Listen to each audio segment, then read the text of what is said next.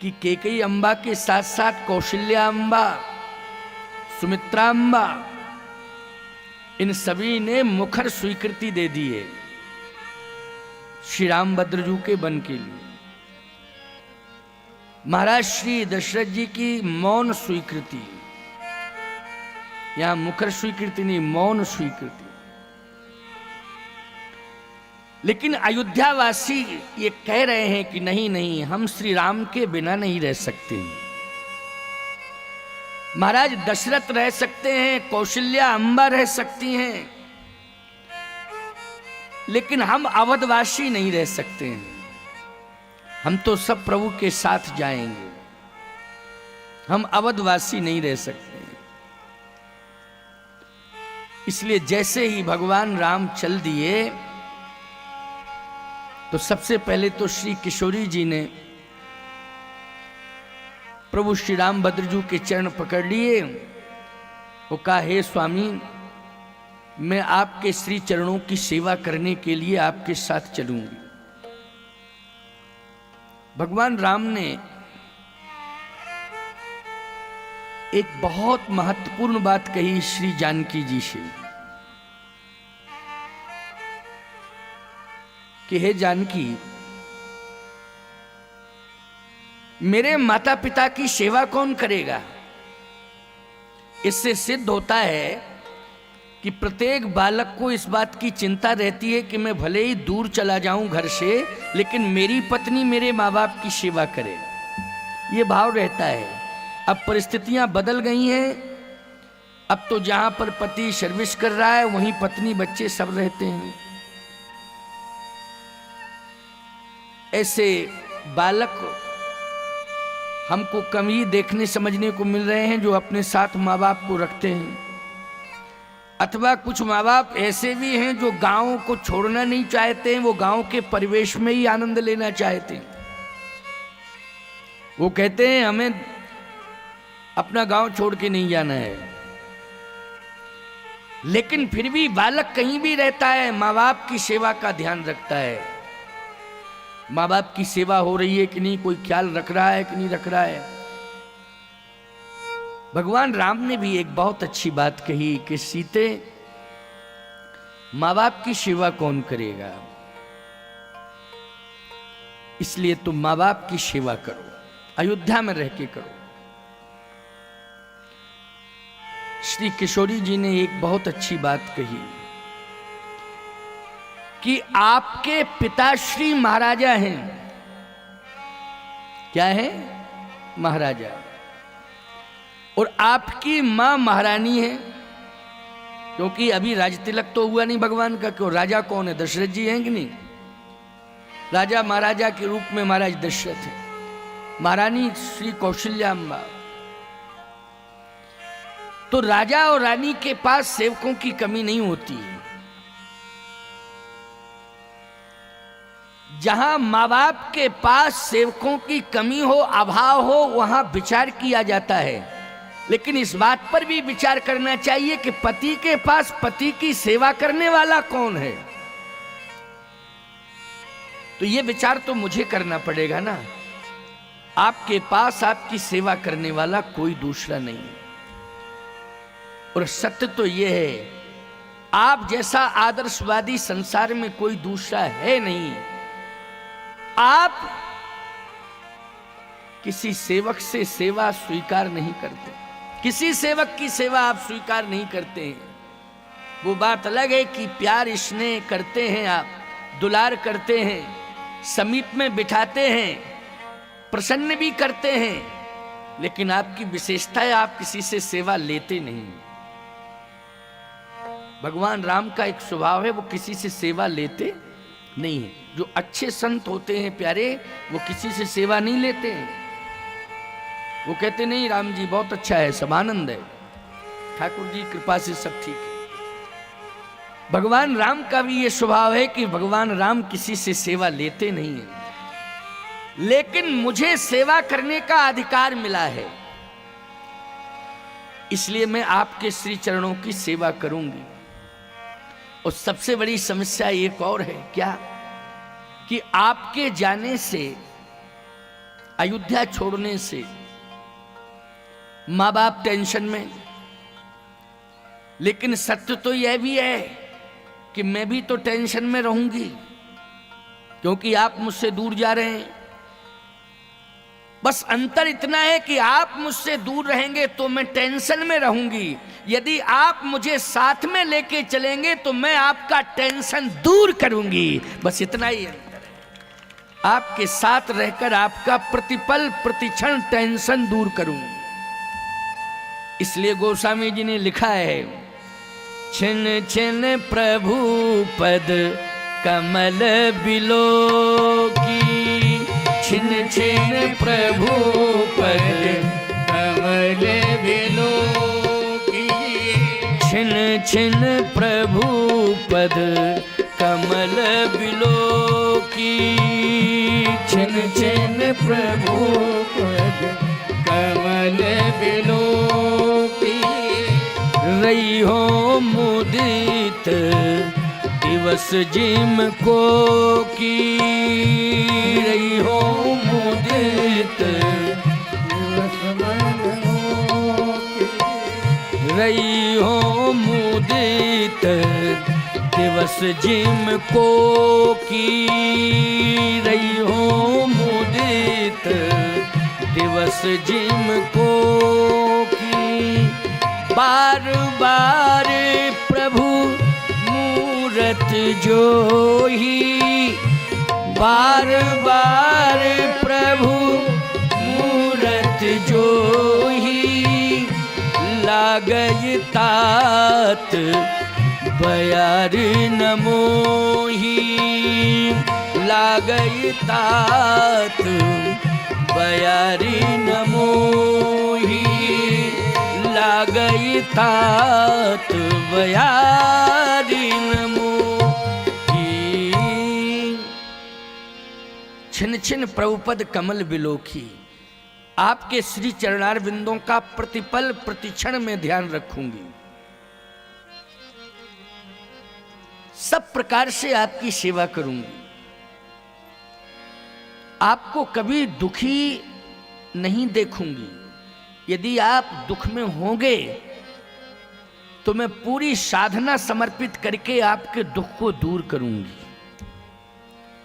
पत्नी का यही धर्म है, पति को टेंशन मुक्त रखे, और पति का भी धर्म है कि पत्नी को टेंशन मुक्त रखे। भाई दोनों का धर्म है। एक सिक्के के दो पहलू हैं। यदि एक पहलू गड़बड़ है तो खोटा सिक्का माना जाएगा। क्यों? सिक्का खोटा माना जाएगा, वो चलेगा ही नहीं। इसलिए पहलू दो हैं, सिक्का एक है।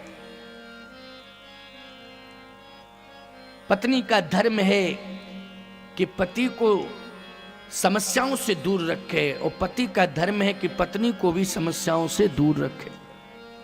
पत्नी पति को समस्या से दूर करे, पति पत्नी को समस्या से दूर करे। ये रामचरितमानस का सिद्धांत है।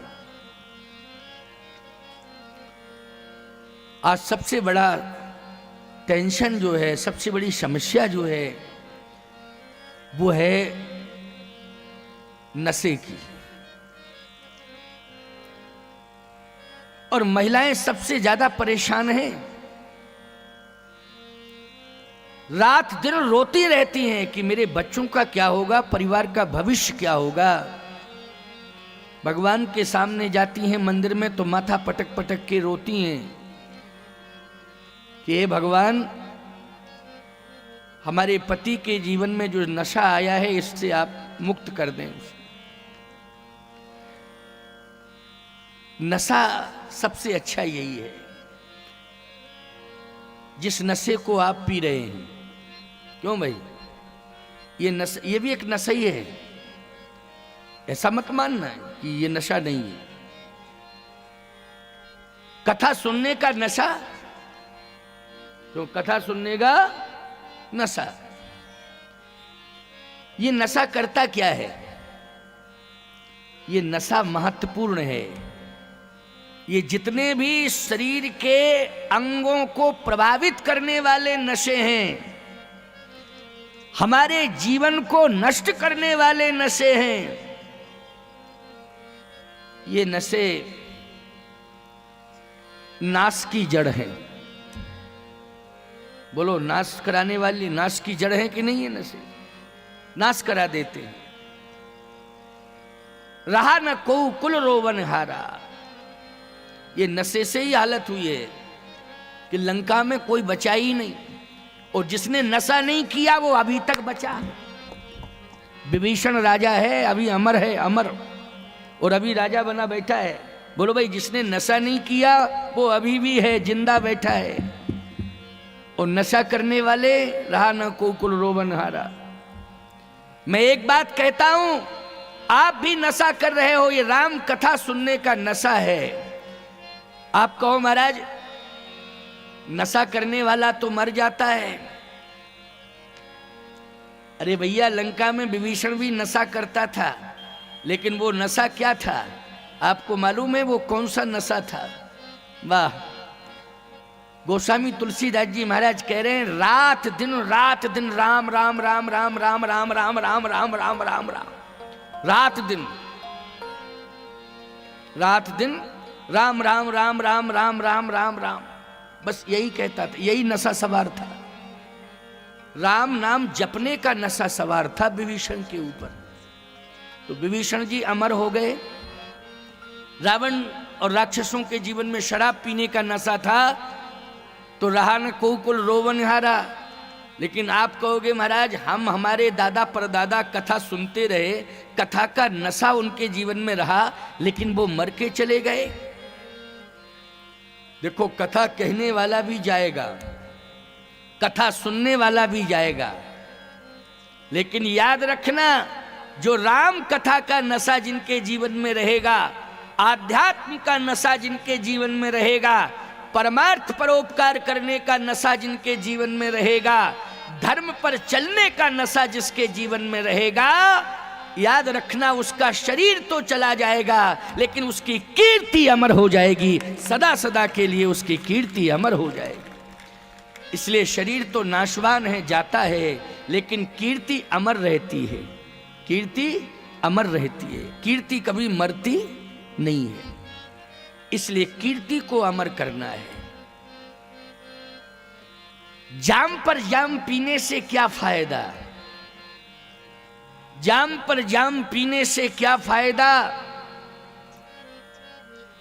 शाम को पी सुबह उतर जाएगी। क्यों भाई? शाम को पी सुबह उतर जाएगी। प्यारे, सत्संग से तू ऐसी लगन लगा ले, सारी जिंदगी नशे में गुजर जाएगी। सत्संग से यदि तुम्हारी लगन लग गई, निष्ठा सत्संग के प्रति हो गई, तो सारी जिंदगी तुम्हारी नशे में गुजरेगी। और ऐसा नशा कि इस नशे का आनंद लेने के लिए एक दिन स्वयं राम कृष्ण तुम्हारे पास आएंगे। प्यारे, ये विश्वास की बात है, इसमें विश्वास करो। इस नशे का आनंद लेने के लिए राम कृष्ण आएंगे तुम्हारे पास। तुलसीदास जी को सत्संग का नशा लग गया था, तो बोलो, तुलसीदास चंदन घिसे तिलक देत रघुवीर, चित्रकूट के घाट पर भई संतन की वीर, तुलसीदास चंदन घिसे तिलक देत रघुवीर। बोलो, नशा ऐसा तुलसी के जीवन में आया कि भगवान को आना पड़ा कि नहीं आना पड़ा? इसलिए भगवान स्वयं आएंगे। आज श्री जानकी जी ने कहा कि मैं आपके श्री चरणों की सेवा करने के लिए आपके साथ चलूंगा। भगवान राम ने कहा कि मान लीजिए अगर मैंने जिद करके कह दिया कि अयोध्या में ही रहो, तो श्री जानकी जी ने कहा तब तो मुझे रहना ही पड़ेगा। भगवान ने कहा तब तो बात बन गई, तो मैं कहता हूं कि तुम अयोध्या में रहो। जानकी जी ने कहा मेरा भी तो एक निवेदन है, क्या? आपकी आज्ञा से ये शरीर तो अयोध्या में रहेगा, लेकिन प्राण आपके साथ जाएंगे। भगवान ने कहा तो फायदा क्या है कि शरीर अयोध्या में और प्राण हमारे साथ? नहीं नहीं नहीं, प्राण और शरीर दोनों साथ लेकर चलो। श्री किशोरी जी प्रभु की सेवा करने का संकल्प लेकर प्रभु के साथ जा रही हैं। शास्त्रों में तो वर्णन आया है कि आदि शक्ति जहीं जग उपजाया सो अवतरु मोर यह माया। ये आदि शक्ति हैं, इसलिए ब्रह्म अधूरा है शक्ति के बिना। कोई कार्य ब्रह्म का पूर्ण हो ही नहीं सकता है जब तक शक्ति साथ में नहीं है। मैं आपसे पूछना चाहता हूं, मैं कथा कह रहा हूं यहां मंच पर, खूब याद है, सब कुछ है, लेकिन बोलने की क्षमता तो तब है जब शक्ति होगी, तब ना बोलने की ताकत आएगी, बोलने की क्षमता बढ़ेगी। अगर शक्ति ही नहीं होगी तो बहुत अच्छे अच्छे वक्ता आज हैं, लेकिन वो कहते हैं महाराज अब बोलने की शक्ति नहीं रही। याद सब कुछ है लेकिन बोलने की क्षमता नहीं है। तो सीधी सी बात, बोलने की ताकत नहीं है, बोलने की क्षमता नहीं है।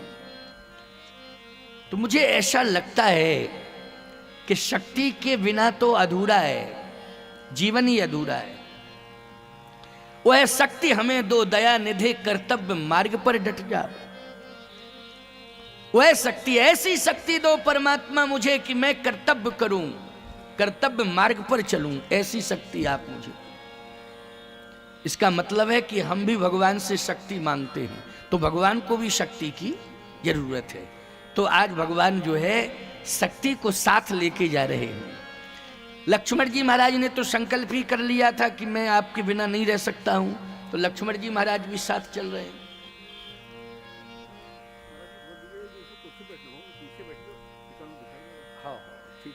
हाँ भाई, जिनको कुर्सी पर बैठना है, महाराज का कहना है वो थोड़ा सा पीछे कुर्सियां डाल लें तो पीछे बैठ जाएं। तो हो सकता है कि माता जी बैठी हैं तो इधर साइड में बैठ जाएं, जिससे कि पीछे माताओं को देखने में दिक्कत हो रही होगी, इसलिए ये बात आई है। और भाई बैठने की प्रॉब्लम, आज घुटनों की प्रॉब्लम है, सबसे बड़ी प्रॉब्लम है, घुटने की बड़ी परेशानी है। तो घुटने की परेशानी के कारण ये कुर्सियों की व्यवस्था की गई है। और ये सबसे ज़्यादा समस्या आज समाज में है कि घुटने बहुत परेशान कर रहे हैं। तो इसमें कोई इतराज वाली बात नहीं है, लेकिन थोड़ा सा साइड में, हाँ अब ये उचित स्थान है यहाँ बैठने में। और जिनको भी बैठना है, माताओं में भी जिनको बैठना है, वो पीछे कुर्सियों की व्यवस्था है, वहाँ बैठ सकती हैं। ठीक है, हाँ तो ये व्यवस्था तो आवश्यक है भाई, क्या किया जाए। और मुझे लगता है कि पीछे वालों ने संकेत किया होगा कि दिक्कत हो रही है। भाई वक्त कथा तो सुनना चाहते हैं लोग, लेकिन दर्शन भी तो करना चाहते हैं, कि दर्शन होना चाहिए, तो वो लाभ मिलना चाहिए। अच्छी बात है। तो आओ जरा ध्यान से सुनो, समझने की कोशिश करना। भगवान श्री राम राजीव लोचन राम चले तज बाप को राज बटाओ कि नहीं। भगवान श्री राम अयोध्या का त्याग करके जैसे चलने लगे तो अयोध्या वासी आ गए। अयोध्या वासियों ने कहा कि प्रभु हम आपके बिना नहीं रह सकते। भगवान राम ने कहा 14 साल बाद हम लौट के आ रहे हैं, अब क्या दिक्कत है।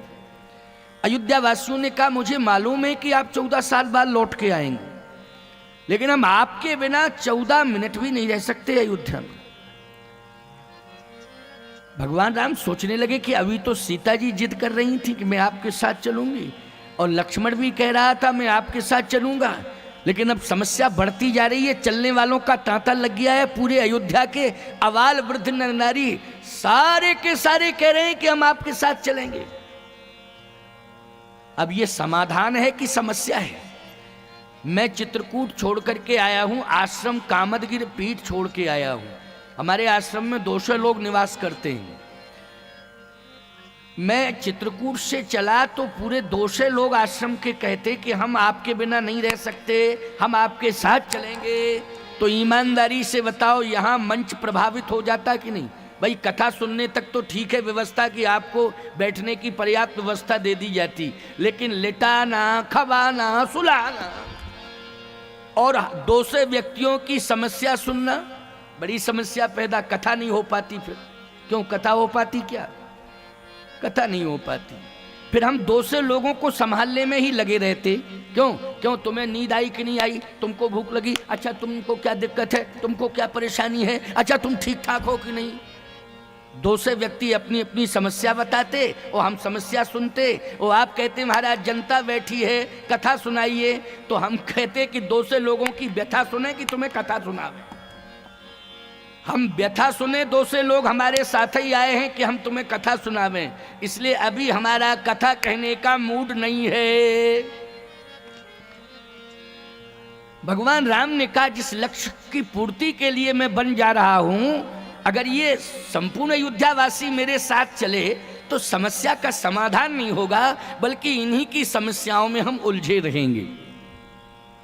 भगवान ने कहा देखो हमारी बात मानो, 14 साल बाद लौटेंगे, आप सब अयोध्या में रहो। अयोध्यावासी बोले तो आप बार बार एक ही बात करें, अयोध्या में रहो। भगवान बोले हाँ, अगर मुझसे प्यार करते हो, अगर मुझसे आप प्रेम करते हो तो मेरी बात भी मानो। मेरी आज्ञा यही है कि आप सब अयोध्या में रहो। भगवान जैसे ही चलने लगे तो अयोध्यावासी फिर चलने लगे। भगवान ने कहा इसका मतलब प्रेम नहीं करते हो, झूठी बात करते हो, झूठा प्रेम है। अगर असली प्रेम करते होते तो मैंने कहा अयोध्या में रहो, तो अयोध्या में रहना चाहिए। अयोध्यावासी बोले अयोध्या ही में तो रह रहे हैं।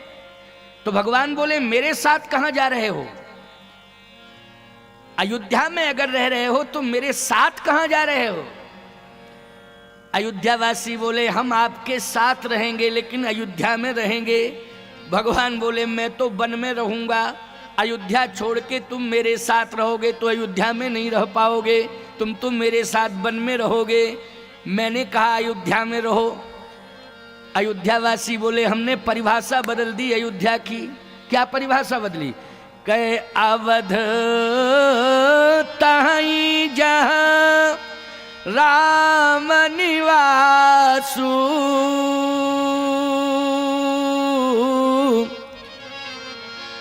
जहां राम जी हैं वहीं अयोध्या है। हम इस अयोध्या को अयोध्या नहीं मान रहे हैं जिसका त्याग आप कर रहे हैं, हम तो उसे अयोध्या मान रहे हैं जहां आप निवास करेंगे, वो अयोध्या है। बड़भागी बन अवध अभागी, जो रघुवंश तिलक तुम त्यागी। बड़भागी बन अवध अभागी, बड़भागी है बन, अभागी है अयोध्या। भगवान ने कहा व्याख्या भी बड़ी अच्छी कर दी इन लोगों ने। अवध तहीं जहां राम निवासु। मैं आपसे पूछ रहा हूं यहां राम जी की कथा हो रही है, राममय वातावरण है कि नहीं। पूरा वातावरण राममय है, पूरा वातावरण ही आनंदमय है, राममय है। भगवान राम जहां रहेंगे वहां का वातावरण अयोध्यामय होगा कि नहीं होगा, अयोध्यामय हो।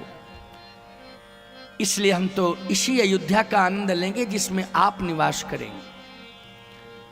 लक्ष्मण जी ने कहा भैया अब आपको विश्वास हो गया कि कितने लोग आपके समर्थन में हैं। पूरी अयोध्या खाली हो रही है। अब कैकेयी अम्बा को पता लग जाएगा कि राम को वन भेजने का परिणाम क्या होता है। और पिताश्री राजा बने बैठे रहेंगे, जब प्रजा ही नहीं होगी तो राजा की क्या कीमत। क्यों भाई, जब प्रजा नहीं होगी तो राजा की कोई कीमत है।